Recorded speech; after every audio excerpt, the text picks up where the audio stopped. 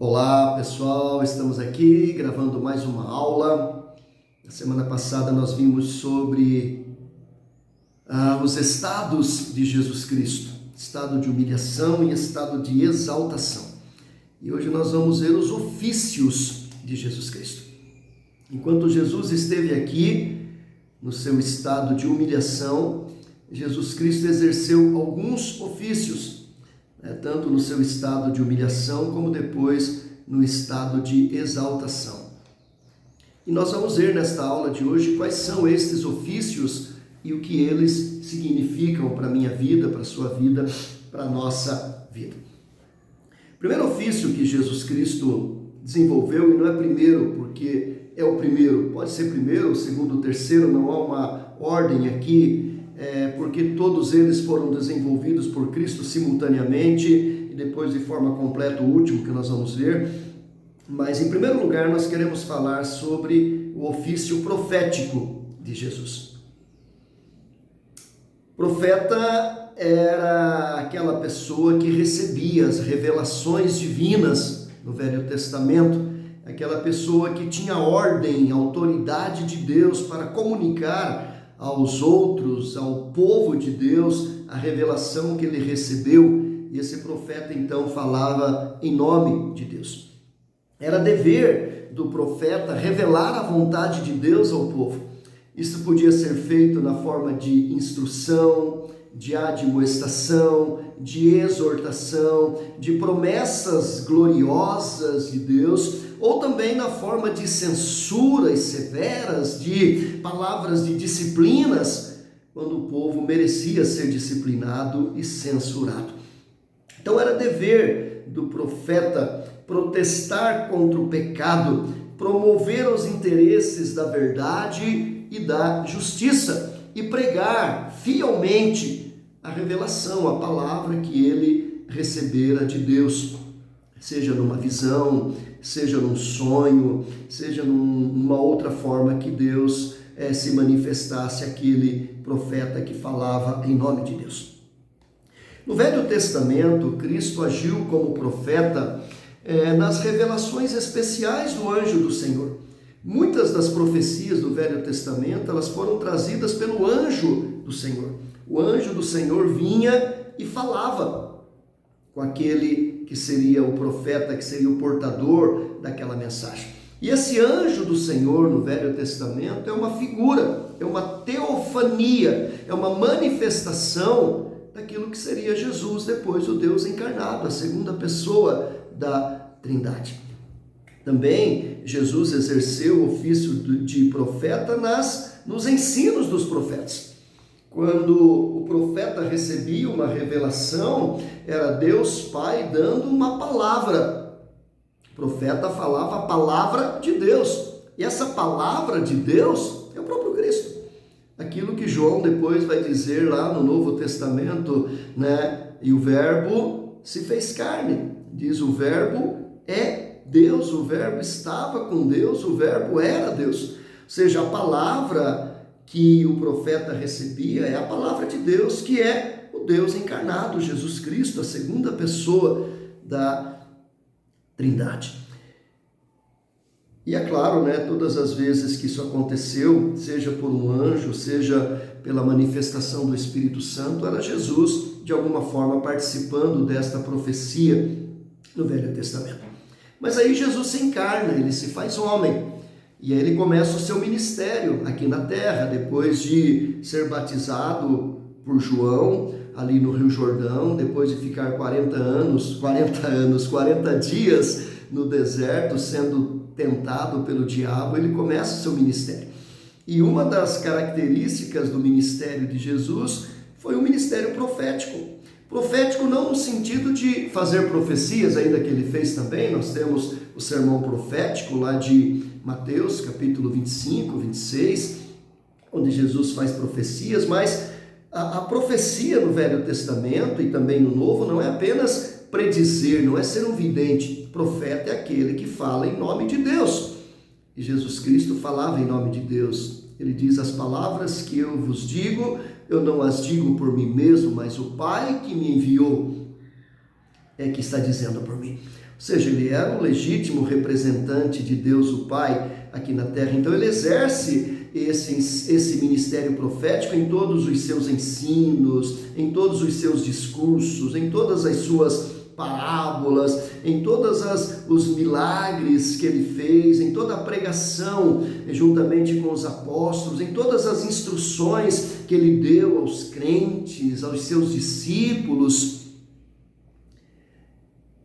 Jesus Cristo estava exercendo o seu ofício profético, ensinando, pregando, testemunhando, curando, fazendo sinais e prodígios. Nós temos ali o exercício da profecia pelo nosso Senhor Jesus.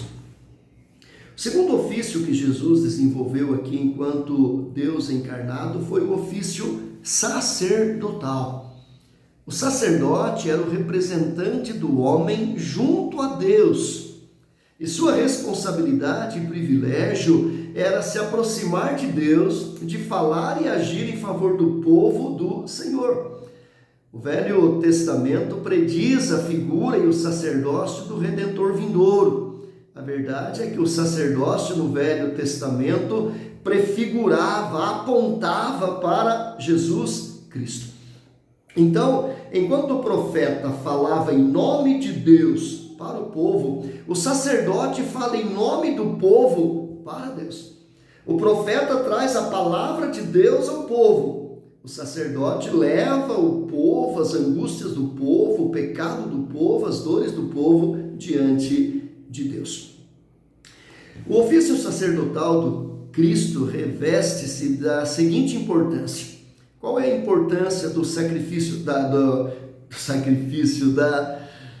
desse exercício, desse ofício sacerdotal de Jesus? Em primeiro lugar, a obra sacrificial de Cristo. A obra sacrificial de Cristo foi simbolizada e tipificada pelos sacrifícios mosaicos, pelos sacrifícios do Velho Testamento. Todas as vezes que Arão e os sacerdotes faziam algum sacrifício, isso era uma representação daquilo que Jesus Cristo faria pela minha vida, pela sua vida, pela nossa vida. Então nós temos aqui a obra sacrificial de Jesus Cristo. Lá nós tínhamos muitos sacrifícios, porque dia após dia aqueles sacerdotes apresentavam aqueles sacrifícios diante de Deus. E é claro que a obra sacrificial de Jesus Cristo, ela foi única e exclusiva. Esta obra sacrificial de Jesus, ela tem uma natureza expiatória e vicária, ou seja, os sacrifícios, eles foram destinados a prefigurar os sofrimentos vicários de Jesus e sua morte expiatória na cruz. Isso é claramente exposto lá no Salmo 40, versículos 6, 7 e 8. Nessas palavras, o Messias substitui os sacrifícios do Velho Testamento pelo seu grande sacrifício na cruz do Calvário. Sua morte expiatória e vicária possui os seguintes aspectos. Em primeiro lugar, era um presente para agradar a Deus e expressar a gratidão a Deus ou para aplicar a sua ira. Ou seja, quando Jesus entrega a sua vida em sacrifício na cruz do Calvário, ele estava satisfazendo a vontade de Deus, pagando o meu pecado, aplacando a ira de Deus sobre a minha vida, a sua vida, a nossa vida. Cristo, ao morrer na cruz, ele satisfez a vontade de Deus. Também Cristo, ao entregar sua vida na cruz, ele estava fazendo aquilo que era o meio determinado por Deus, pelos quais se confessava a odiosidade do pecado.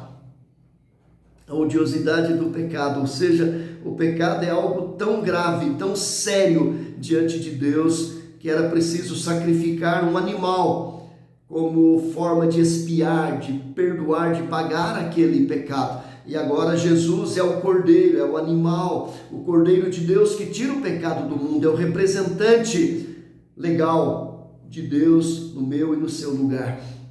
Isso para mostrar o quanto o pecado é ofensivo diante de Deus. A morte de Cristo, se por um lado ela agrada a Deus, porque ela de alguma forma vem como um meio de expiar o meu e o seu pecado, e ela vem como uma forma de satisfazer a justiça de Deus. Por outro lado, mostra como é grave, como é sério o pecado que eu e você cometemos contra Deus, a ponto de Deus ter que sacrificar o seu único filho para que a sua ira fosse aplacada, para que eu e você não fôssemos destruídos, moídos pela ira de Deus.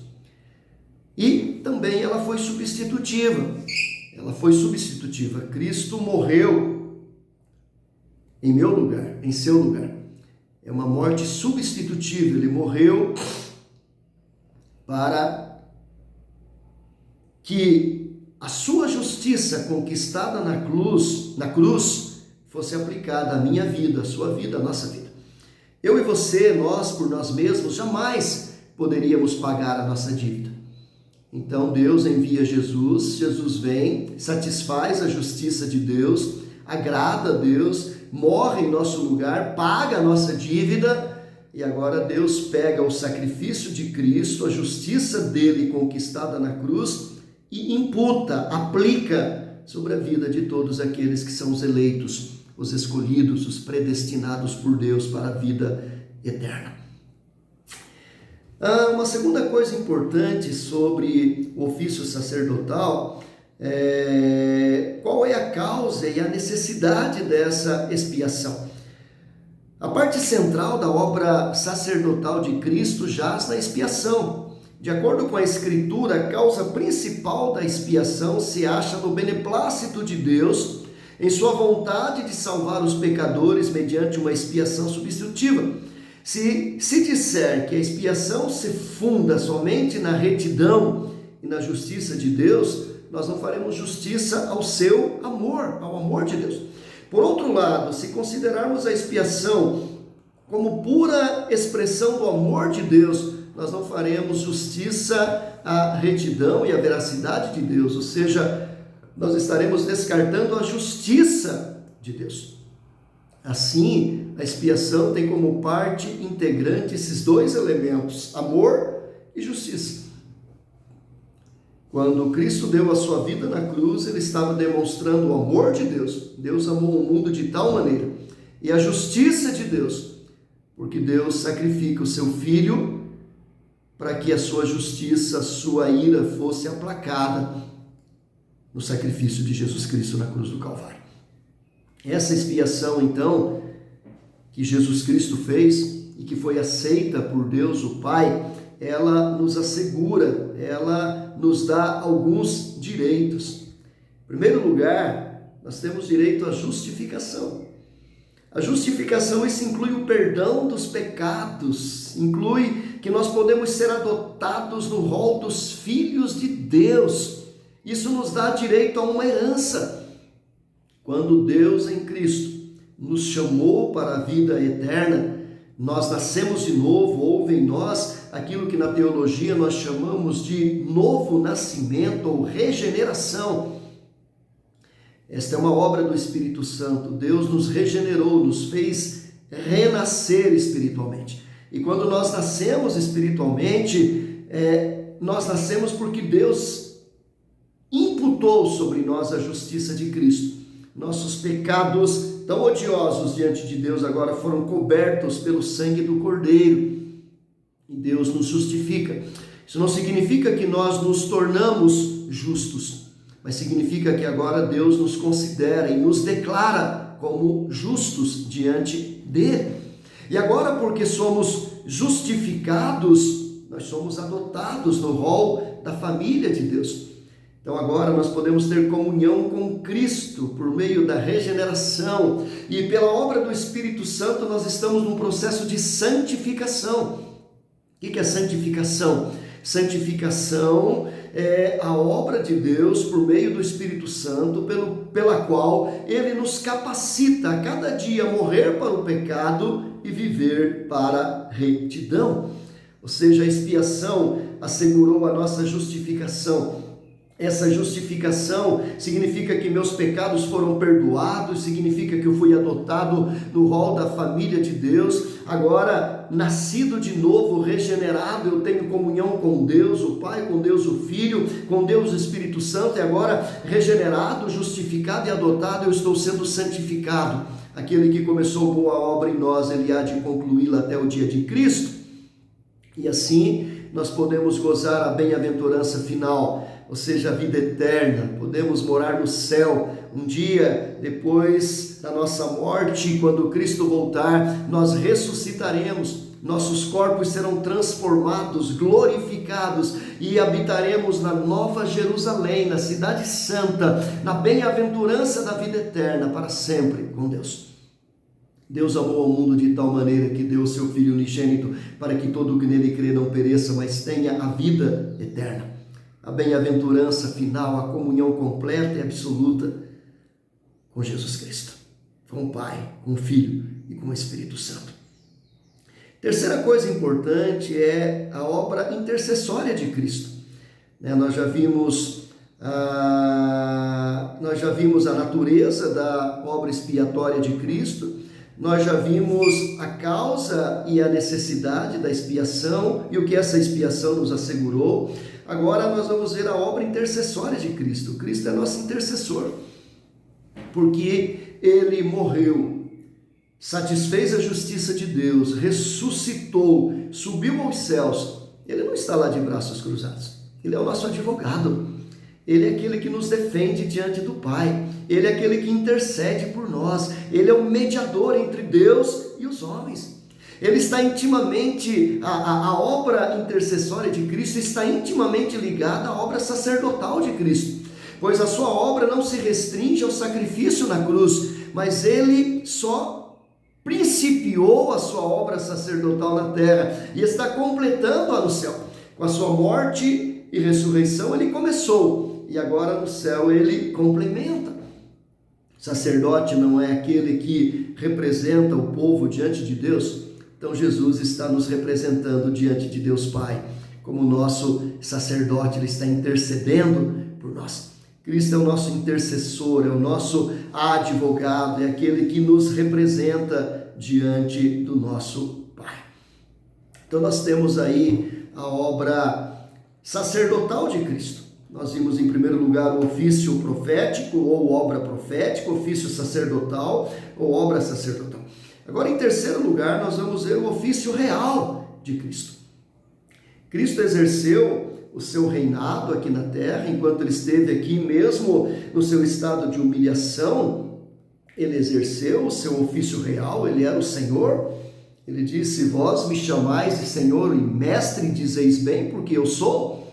Claro que ele foi diminuído, ele mesmo se esvaziou de toda a sua glória, mas ele demonstrou o seu poder quando ele mandou que demônios saíssem, quando ele expulsou demônios, quando ele curou doenças, quando ele com autoridade ensinou, com autoridade governou aqui na terra.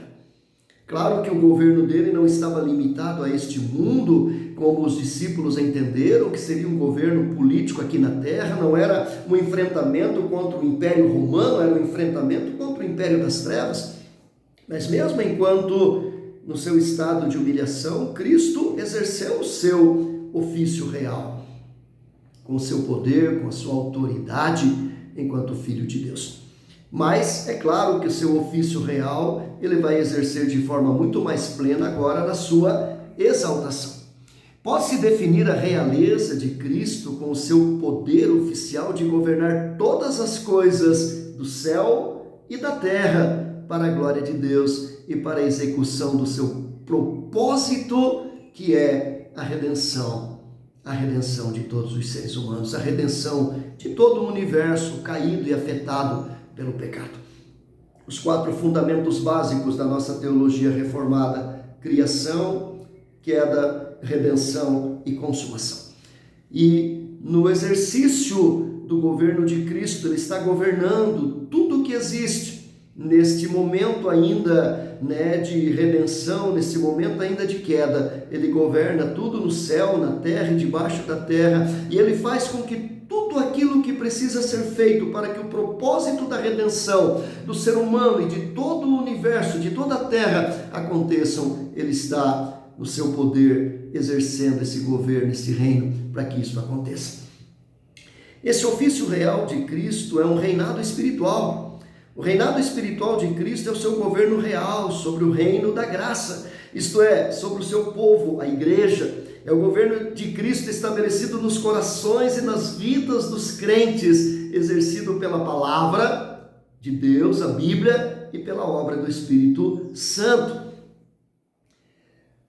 Cristo governa sobre todo o universo, governa sobre todo o mundo, e de forma especial ele governa o coração dos crentes. Espiritualmente, ele é o nosso Senhor, ele é o nosso Rei dos reis, ele é o nosso Senhor dos senhores. A Bíblia diz que onde o reino de Deus chega, ali há a manifestação do poder, da graça, do amor, da justiça, reino, governo de Deus. As portas do inferno não prevalecem contra a igreja, e Cristo governa a igreja, e quando ele chega com o seu poder, as hostes infernais não podem resistir o governo e o poder de Cristo na vida da sua igreja. Por isso, quando ela prega o Evangelho penetra nos corações mais duros, nos pecadores mais infames, porque Cristo é todo-poderoso. Observa-se que este reino é espiritual, mas também é eterno. Assim, Cristo exerce o seu ofício real, no sentido de ser Senhor da igreja e Senhor do mundo. Todos os reis, leis e governos estão submissos ao senhorio de Jesus Cristo. Paulo, quando fala da exaltação de Cristo, ali em Filipenses capítulo 2, ele diz: a este Deus deu o nome que está acima de todo nome, para que diante dele se dobre todo o joelho, dos reis, dos príncipes, dos governadores, dos presidentes, dos senadores, dos deputados, dos megas empresários, dos intelectuais, dos ateus, de todos, um dia vão se curvar diante do Rei dos reis, o Senhor Jesus Cristo. Ele exerce o seu ofício real, governando todo o universo, governando e sustentando toda a sua criação, governando toda a criação física, todo ser humano, crente ou descrente, governando todas as hostes infernais e não permitindo que elas deem 1 milímetro a mais de passo do que aquilo que ele determinou. Governando a sua igreja e usando a sua igreja para cumprir o seu propósito no poder do Espírito Santo, dando aos pastores, missionários, evangelistas e pregadores poder e autoridade para ensinar em nome de Jesus, fazendo com que as portas do inferno não resistam ao poder da igreja quando ela chega. E um dia ele voltará glorioso, montado no seu cavalo branco, para separar o joio do trigo, os salvos dos perdidos, para subir com a sua igreja, e então, na Nova Jerusalém, assentado no seu trono, toda a igreja do Velho e do Novo Testamento, todos os salvos, lavados no sangue do Cordeiro, selados com o Espírito Santo da promessa, possam se curvar diante deste que é Rei, e adorá-lo, cultuá-lo, servi-lo pelos séculos dos séculos. Amém. Então nós temos aí, queridos, os 3 ofícios de Cristo: o ofício profético, o ofício sacerdotal e o ofício real.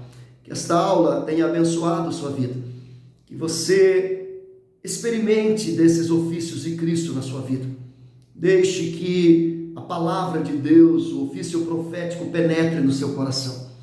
Que você se deixe representar por esse que é o nosso intercessor, o nosso mediador, o nosso advogado diante de Deus. Que em nome de Jesus a gente tenha autoridade de entrar no Santo dos Santos. E que você se deixe governar por esse que é o Rei dos reis, que seja o seu Rei, o seu Senhor, aquele que governa, aquele que dirige, aquele que administra, aquele que preside a sua vida, suas ações, suas atitudes, tudo que você é e tudo que você faz. Que Deus nos ajude, que Deus nos abençoe e que esta aula e os ensinos desta aula e os ofícios de Cristo aprendidos nesta aula sejam bênçãos na minha vida, na sua vida, na vida de toda a igreja de Jesus Cristo espalhada por toda a terra. Amém, Senhor.